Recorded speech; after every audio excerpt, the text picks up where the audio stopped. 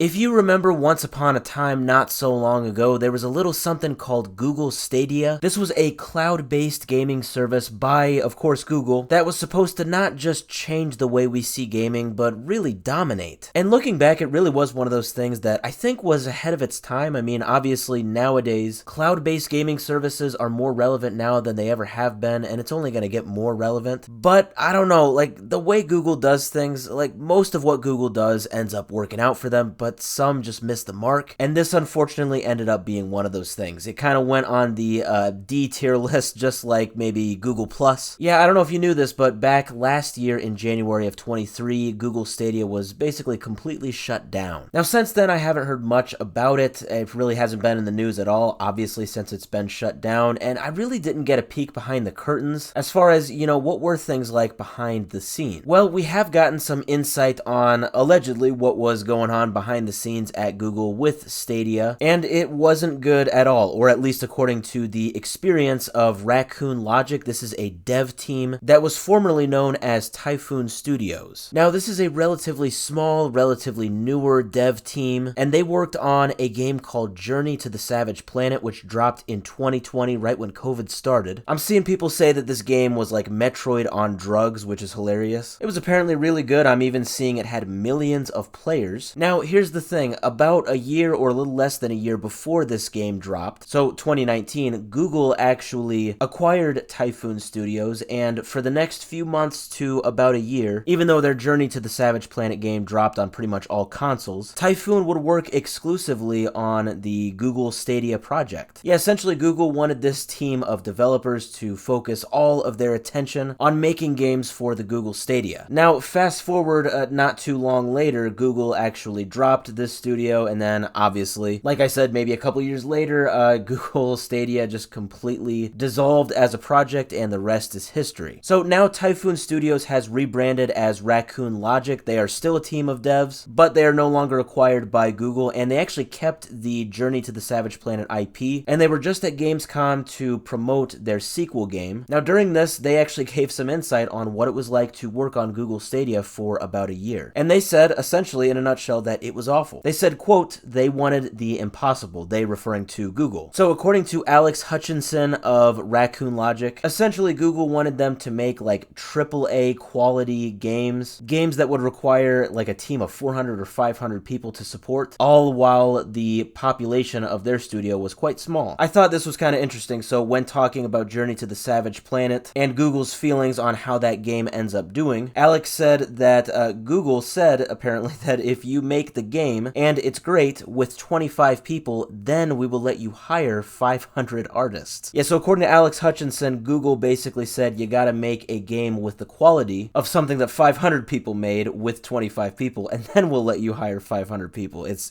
just nuts. He also said that Google wanted them to make games that specifically only worked in the cloud, like somehow make games that did not work on physical copies. I don't know how that would work. And yeah, he basically just said, you know, this was an impossible feat. Like, this doesn't make any sense. And overall, according to his experience, and allegedly the experience of all of Typhoon Studios, Google, or at least the team at Google that was watching over their studio, they were just a bit out of touch with how game creation works. And he said, quote, no one was talking the same language. So yeah, I mean, I'm definitely not just trying to overall smear Google Stadia or what it was. I really think it had potential. It just missed the mark, probably for a lot of different reasons. And it would seem anyway that one of those reasons was that Google maybe didn't have the best communication when it comes to, you know, what they wanted out of their projects. And they really seemed to have extremely unrealistic high standards for their team of devs that was once Typhoon Studios. But like I said, they're now Raccoon Logic. It sounds like the sequel of the Journey to the Savage Planet game is supposed to be pretty cool. It is too bad. I mean, at the end of the day, I don't completely hate Google or anything. I think they offer some great services. Stadia just missed the mark. But, you know, with like Amazon, you know, companies as big as Amazon, now jumping into the whole world of game publishing, and now with recent reports that the gaming market has been bouncing back and is doing really well, I don't know. I mean, I know Google had a bad experience with Stadia, but I could easily see them doing some sort of rebranding and jumping back into game publishing, maybe game development sometime in the future.